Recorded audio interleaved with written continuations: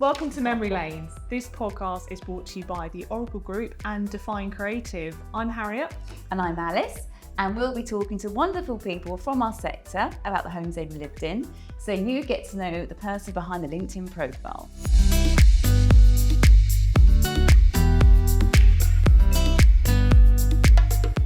Welcome, Rina, Hello. to Memory Lanes, our first podcast. Thank you for joining us. You're welcome. Thank you for having me. Being our first guest. I'm your guinea pig. Kind of. You can make all your mistakes on this one. Exactly, And then it's ask fine. real questions for the next few. Excellent. Well, I mean, as an architecture interior designer, you live and breathe homes. So do. you are the perfect guest for this first episode, I'd say. So maybe start off just by telling us a bit about you and your business. Okay, I'll try and keep it brief. So this is my 25th year. I studied interior architecture and design, having done a foundation in art, and realised I like the idea of being in the design world, but need to make money. And at the time, I knew construction would be a good place to go. That's where I started, came out, graduated, couldn't find a proper job. So I wrote a business plan with the Princess Trust in 1999. It wasn't quite a typewriter, but it was a printer that had holes on the sides. What do you say? It was just around the time of the invention of Google. Yes, or so something. I started in 99. Just to give you context, Google started in 98. So that's how I started. But then I was awarded for presenting my business plan in front of a panel in Victoria, 7 people. And they said yes, it was amazing. And that's where I started, in my dad's warehouse, quite cold warehouse. He has a heating engineering company, and that was a warehouse. So I had a flat door, like a panel door, still had the handle on it as my desk, and 2 trestle legs from IKEA. So you made that desk. Yeah, it was trestle legs and a DIY. door. It was DIY in a cold, it wasn't cold because I had a heater which I used to sit on to keep me warm. So where's that desk now? It was a door, Harriet. It's probably in a skip somewhere. But that's how it started, but then it Yeah. just grew. No, you're out and about, aren't you? 'Cause I you're- am out and you're at about. trade shows, you might be going abroad. Yeah, Yeah, you So have site some visits. lovely work trips to Italy to source Whether marble. you have to do I mean, it. You have to do it. It's a day job. Yeah, I do. You're right. It's always fixed in the diary, whether it's Paris or Italy. I mean, it's work. It doesn't feel like work. I mean, there's a company called Jessie that sell taps, and literally their showroom's like a nightclub. And it's just like, are you here trying to sell me a Where's tap that or get then? me Is absolutely that in this drunk? country? In Milan. Is that the coffee tap? The coffee tap. Have you seen this? Yes. Literally turn on the tap. It makes out sense comes though, the doesn't coffee. Yes, I it don't makes sense. Sometimes the best ideas are just incredibly simple. Like, Yeah. why have you never thought about coffee coming out the tap? Do you think in 20 years' time we'll all have coffee taps? No. No. Oh. I think in 20 years' time, we'll all be drinking juices that come in powder form first, that have got collagen in them and that in them and that in them. the supplements. So, my new breakfast stations are actually about supplements. Oh, wow. So, Oh, when you make them. yeah, so we do breakfast. Yeah. My world is always evolving, and I'm the first to kind of go, I really don't know what's on point. I need to keep researching. Yeah. So health is huge. But So this totally makes sense as you're saying it. Of yeah, course so it's all now, about supplements it's in your just kind of breakfast evolved. station. So, coffee stations are all about the coffee and the Yes. tea and the cereal. Yeah. And now it's about that supplement to help you sleep, and that supplement to keep you Ooh. awake, and then that powder and that juicer and that. And all in So- beautiful jars. All in and nice jars, or even the organised. package. But the point is, you only need to pop that up in the morning. Do what you need to do. I mean, So it's about making life really easy. Like everything you probably do, it's finding the shortcut Yeah. to what you're doing on that day. Do you know what I mean? And just mapping your day out. And actually, I truly believe that you should, first and foremost, however big or small the house is, you should use every square foot. We asked you to have a think about 2 homes that you've lived in Yeah. that have influenced you the most in Yeah. your life. Tell us about the first. So I have to tell you about my childhood home. Yeah. So I grew up, it's unusual, but not for many Indian families. I grew up in a joint family. So give you a little synopsis where my dad and my uncle and a lot of our family came over from Africa in the late 60s. They were quite young. My dad was 16, lived with his brother.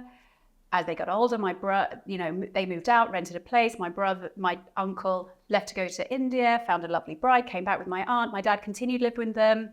Then my dad met my mum. They continued living together. Then they had kids, and we all grew up together. So I technically grew up with 2 mums, 2 dads, and my cousins, Wonderful. with 5 children in one house. Wow. So although I have a brother and a sister who are technically my cousin, I would never call them my cousins. They're my brothers, my brother and my sister. There's 5 of us, and my mum and my aunt are both my mothers, and my uncle and my dad are both my 2 dads. Do you remember that program as a kid? You were too young, Harriet. Don't pretend you know. My 2 dads. Okay, so that's how I grew up.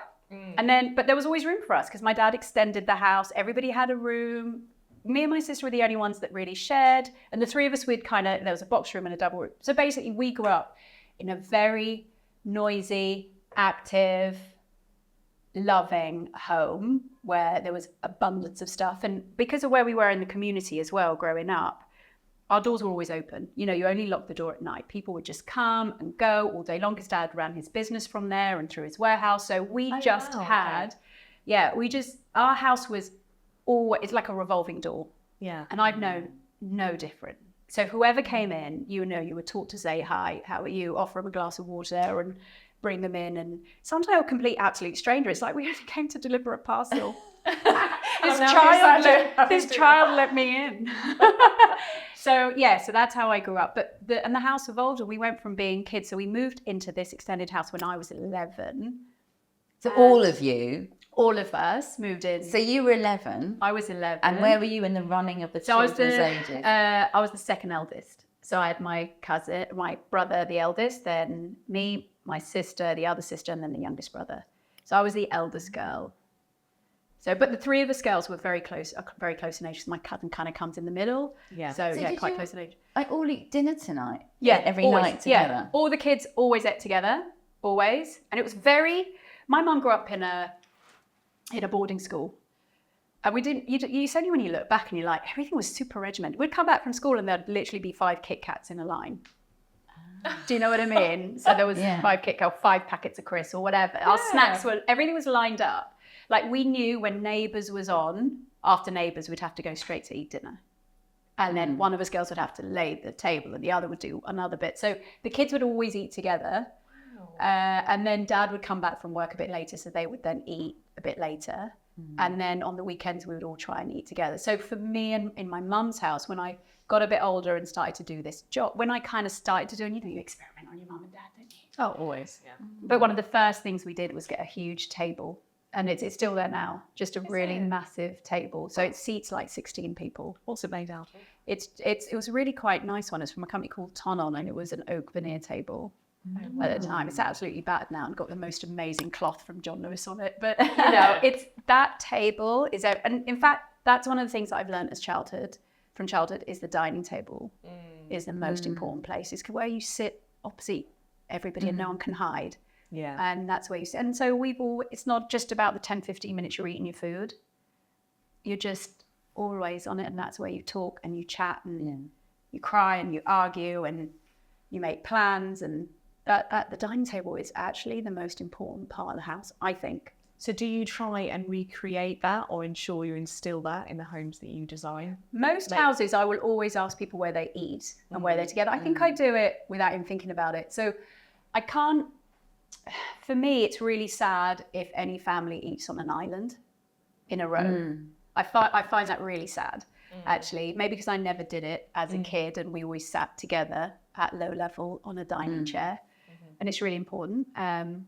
So I will always, only just put enough bar stools. Can I tell you a little story and why I believe that more than anything? One of my amazing clients, sadly he's passed away, but he had a property in the Barbican, and I did four of his properties in the Barbican. He was from India originally, had a small property in Barbican, and then he just bought another one. Actually, the concrete didn't bother me after a while, believe it or not. I kind of warmed to it. I was kind of stroking it on the way out to the lifts. And he bought an investment property in one of the towers, and an absolutely beautiful one. And he bought it lock, stock and barrel because the old man that had lived there passed away. He literally went out, was unwell, and died.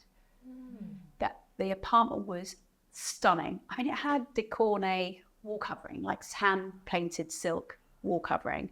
The most beautiful little library in there. Like, if you kind of went in, it should have been in Kensington, but it was in the Barbican. You wouldn't have known. You know, he collected silverware and silver spoons and had these beautiful copper jelly molds and the most amazing china. Beautiful bed, absolutely gorgeous, but he walked out the door and didn't come back. Did your parents still live in that house? And Yes. what about your aunts and uncles? Yeah, They all of live. course. They're all together. They'll all grow old together. Yeah, they'll all grow old together. Oh. They're And that's old all and they're all down- set in their ways, and sometimes they can be a bit miserable. Yeah, But generally yeah, I bet speaking, there's- Hi, Dad. Hi, Dad. yeah, they do. Aw. Mums, dads, yeah. So when we go out, it's like get the mums, who's getting the dad. You know, it's they're So still lovely. together. So But nice. I have to tell you something else. I had to. I found it really hard to redesign my mum and dad's house, and it was only when we were going to do this and I had to think about it, and it made me realise that it was probably because I didn't want to change my childhood home. Yeah, there's a bit of a block there. There was a massive block. There was a massive block because I couldn't see it any other way, even for me, and that's my job, because I couldn't detach my memories and my experience of that house from being a job. And it was only when my dad, honestly speak, I'm being honest, he knocked down a bloody wall, and all my siblings were like, Reen, did you know Dad's knocked down a wall? I'm like, no. And then I walked in and Dad just said, it's my house, I could do what I want. And I'm like, No, you what can't. the? But where was this wall? It was a wall Was it between down- the kitchen and the Okay. conservatory, and he wanted an open planet, and we'd talked about it for years, but I never did it because I didn't realise I had a block about the fact that I didn't want to change my childhood home. So he just did it. He just went and did it because he got fed up. So when you first extended the house, was he quite hands-on Dad. in the extension of it? Yeah, when in the of Yeah. course. I mean, I Was was he? young, so Yeah. so I've grown up in a you know, with builders, with construction. You know, we lived before this house when we moved to 12. We lived on top of a shop, and under the shop was Dad's warehouse. So we grew up. I grew up with building materials. I didn't grow up in an office environment, do you know what I mean? So I felt very much at home in this profession. Yeah. Dad did all of that. So there's always been something on the go, because then he's had properties and done development work, and then it was in my profession, and then so I would do the same and lead some of the kind of construction work and project management. But that's why I spent a good 2 or 3 years at the early part of my kind of business doing a few projects, but spending a lot more time on site. But in the early days, whoever's family went to, they would give them a full-blown lunch. The tradesmen, they would sit them down and have What, a cooked lunch? a full-blown cooked lunch. we just do Almost cups like of teas and tea. biscuits now, If don't they? that, right? Yeah. So, Yeah. and I remember that, and I remember the level of respect that tradesmen were given when they came into your home. And then I've always kind of carried that through, because that was my dad one day, and that my brothers now. You know, it's So really your important. home life, I mean, has had a massive influence on where you are now. The path you've taken has Yeah. directly come from that. Yeah. And what You about your wouldn't other think siblings? Did your other siblings follow similar paths? No, or- of course not, because they're doctors, dentists, pharmacists, accountants. Yeah. So you're the only one. Lawyers. Yeah, they're not all, but they are more academic. Yeah. Yeah, me and my youngest brother, he went rogue a bit. My mum always said he had way too many girlfriends to actually study. I went rogue, but I was really good at design. I didn't realise I was dyslexic, because you're just a bit thick and couldn't read properly, right, as a kid. But when I was good at sciences. Now we know and understand dyslexia. My daughter's dyslexic, so you can understand it. But when you're a kid, and you realise at the age of 15, I can't read a book. from Especially cover to surrounded cover, by all those it's frustrating. academic siblings. Yeah, they're super. Yeah, Whoa, but, that but must I have could been- draw really nice things, so Yeah, okay. I didn't let that bother Good. me. But so then, and my mum, on top of all of that, we used to have sewing machines in our house. It was normal, washing machine, dryer, sewing machine. It was just normal. Love that. Yeah, so I grew up, and with lots of fabric and things like that. So I grew up kind of using the sewing. For me, using the sewing machine was fun. It was, yeah, it was just something that you I've did. not got the patience for a sewing machine. But these She are can't think of anything worse. These were industrial sewing machines. I'm talking rum, you know, like full on oil bits and pieces, and they're like, you know, you put a fabric in it, just pulls And it it through. eats it, and it goes Yeah, through. and it's got a little paddle, and you hit too hard. What for curtains then? So mum used to do dressmaking. Yeah, so she used to do a bit of dressmaking, but Wow. it was quite normal. I think they all grew up with making your own clothes and stuff like that. So it's quite I don't know. My mum's really good. Yeah, my nanny was like that. She was always creating clothes. Listen, the So I last got a sewing machine when I was about 16, Did and you? it's gathering dust. I need to scrub it You back still out got again. it then? Yeah, Oh. but like I could, if you forced me down, I could do something. The last time I tried to sew a button on, right, I had it on my leg. No, and you didn't. And it was my daughter's school jumper. I sewed it into my jeans. That's good. And you're wearing them now, and they look great. These are little things that not just girls, but girls and boys should be taught at school. Simple Totally. things, right? Yeah. Like some kids don't even know that you've got to Lessons put the thread through the eye of the needle. They don't even No, know. they wouldn't know that. Well, I think you think of surgeons. You know, a lot of what they're doing is, I know it's very complex. But I mean, what they're doing is it's stretching, isn't it? That's true. I mean, it's just absolutely.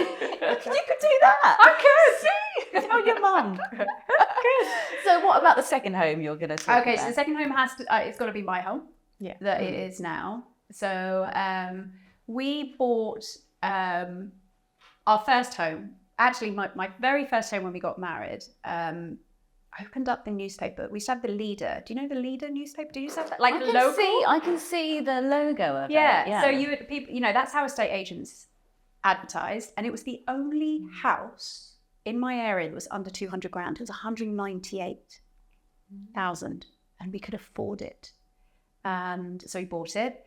It was completely cladded in tongue and groove wood panels.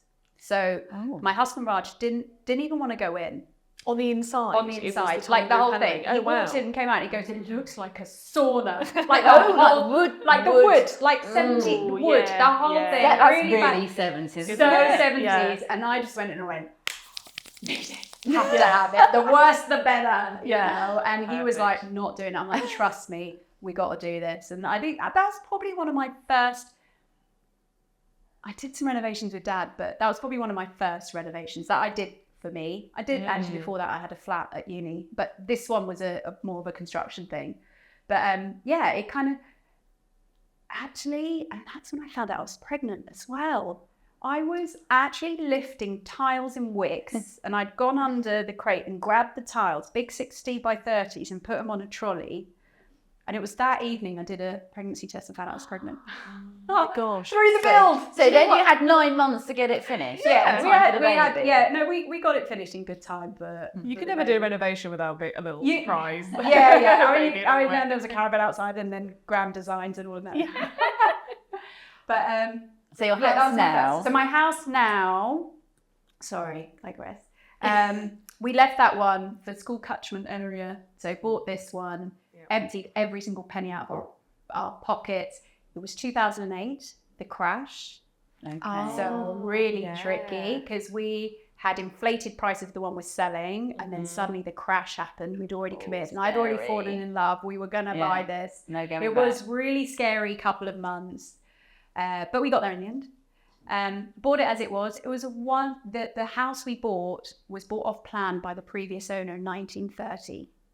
So that means it was one owner to a couple. lovely. They had Yeah. no children. You can tell because we could tell Yeah. again the whole history. We could tell their entire history through the house. And I even found in the garage like their little bride and grooms from their wedding cake. Oh, wow. Again, they had nobody to leave their house or whatever. The money went to, I think, his brother or whatever. So had to clear out her house. You know, pictures of their dog. Dug up the garden, found the dog. Did you? Well, it bones was of the funny dog. because there was a dip in the lawn and something's not right. We dug it up and Do then you, there was a know, do you know my mum did that once? I remember watching her gardening. She just kind of pulled this rug from the bottom of the garden, and it was a cat. It was buried in the back of the garden, and we were like, "Well, thank the Lord, it was a cat." It's very good. Bless it. Yeah. I'm sure it was a lovely dog. It ended up in the skip as well. Oh, bless it. Yeah. But R.I.P. dog. yeah, so then we just lived in it as it is, did enough because we had no money, just enough heating, hot water, livable, secure, safe. That's the most important thing about a house. Did a few bits, wallpapered some nice parts of the house, but I knew this was my forever home and forever street, and forever garden and forever place. And it wasn't oversized, and it's not undersized. And we moved in, Kush was 3. I already knew, and I know even to this day that that's my forever home. Yeah, so I knew it. So I had no rush. And then eventually, I'd drawn up the plans. It was ready. We'd got the planning application. And then eventually, I think we bought it in 2008. I think it was around 2012. We did a huge extension on the side and the back. And again, I managed the whole thing. We got a few quotes in. And I'm like, I can't do this. I've got it. I do it for a living. So the first thing we did was build a shed at the back. So we got one of these lovely eco shed things, which is now my office, and put that in the back of the garden. Which a lot of people did during COVID, didn't they? They were in those separate kind of office spaces, weren't they? Yeah, so that was one of the first things I did. Actually, I did that because so when the kids were young, I had that office space in my dad's, and then I had the kids, and then I would have to leave to do the nursery run, and then go back, and then go back, and then they go into primary, and then go back, and then there was no cloud. Then the files are in the car, and then I'd go home and I'd work in the evening, and then the files are at home, so I'll just work from here. And then before you knew it, I realized that I wasn't actually in the office anymore because the kids were young and I was doing more running around. And then my work-life balance was not good. Was not good with the kids, and I was doing more work than I was, and there was no divide. And I've always throughout my career had some form of mentor or tutor or coach or whatever, and that's when I realized, we kind of worked it out with the new coach, that I need to divide that. Sounds ridiculous, but I needed to divide it. It doesn't sound no. Sounds very sensible, because it's really easy when you're watching telly and you think, actually, and you're just sitting there with your husband, and it just took an excuse of him flicking a channel for me to kind of go, actually, I've got better things to do. And actually, there's nothing better than having to spend time with your family in the evening. And I've gone back on myself a little bit because But so I had to literally walk across the garden to get to work. And actually, I used to say to the kids, in here, I'm not mummy. I'm not mummy in here. I can be on a call. Boundary. Yeah, you've got to knock just only because I could be on a call. You can't kind of demand or scream or shout. I'm not mummy in here. Just outside the door, you can do as you wish, but in here, I'm not mum. Because your husband's got a studio at the bottom of the garden, hasn't he? So does he say the same to your kids? We just don't even bother going down there. He's a self-respect leaving. So then the second home, we did do the extension. Very selfish of me. Again, I'm going to use every square foot of my house. So I've got, I've done an extension, which in a normal family, they would say that they'd have 5 bedrooms, but I've still got 3. Because I kind of converted so it's semi-detached, 1930s. You've seen them before, picture perfect, kind of in that lovely suburban street. My master bedroom has a staircase within it that goes up into the loft, which has my entire dressing room and bathroom. Wow, that's nice. Whose idea was that? So you did a loft conversion for a dressing room? Yeah, I did it. So I made my bedroom is duplex. One kid has one bedroom and a bathroom. The other kid has a bedroom and a bathroom. When guests come, they can get out. So that's how you've got the 3 bedrooms. But when you're all there, you've got loads of space to yourself. There is no part of the house that we don't use. That's nice. So I've used every square foot. And I say to people, especially after a house is over a certain value, when you sell the house, people are going to rip the shit out of it. So don't try unless you've got a plan of actually doing it up to sell, do it as you want for your lifestyle. Because whoever comes in is going to do what they want. They're going to rip it out and do what they want. Yeah, totally. So make it for you. Is there anything that you've regretted putting in that house? Because you think of all the amazing projects that you work on. Do you think, that's really clever? Aren't I clever? I might need to do that in my house at home. Or do you just come home and you're just completely happy and comfortable? It would have been nice to have a dog shower. Because I do shower the dog in the bath. Except when I send it to the groomers, but it's so filthy. So that could have been nice. I don't know. I suppose, but I don't think you can cut it. Too busy enjoying it for what it is. The house I design, I truly believe they're my houses until I give the client the key. Is that a bit sad when you give the key? No, you realise it's not mine. It is sad when a project finishes. I feel Yeah, sad. because I bet the adrenaline keeps you going, and then there's a bit of a lull. Now because it's the next one. You want So there's always one. Rina has many. There's But no then- lull. yeah, no, it's but the sad thing is the relationships that you form, the relationships I form with a client is so lovely. And we always kind of joke with every single one of them that shall we leave something undone so I've got a reason to come back. Aww. If you could describe what means home to you, what home means to you in 3 words. Love, food,